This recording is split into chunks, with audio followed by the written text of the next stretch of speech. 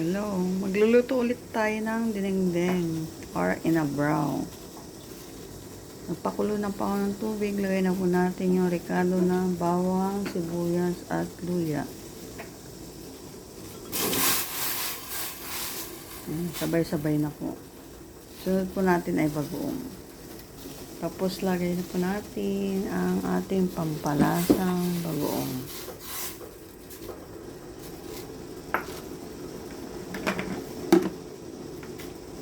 Sunod po dyan ay betchin.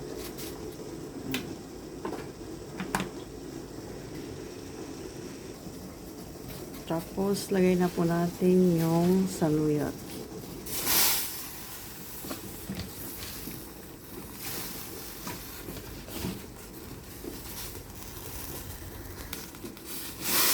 Tapos, halo-haloin.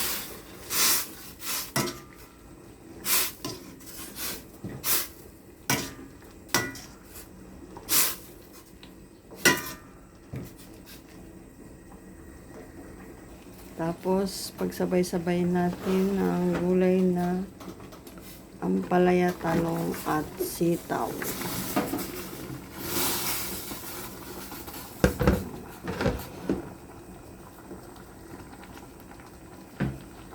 Tapos, sili. Madali lang pumaluto ang aking dinengdeng. Basta gulay.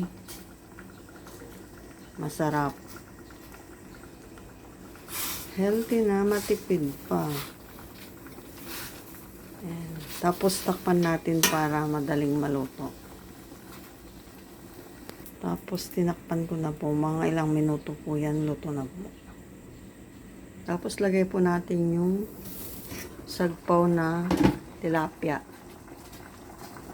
Ayan, nilagay ko na po. Ayan, buksan na po natin. Wow, itsura pa lang. Ang ganda na. At masarap. Tikman po natin ang ating dinengdeng.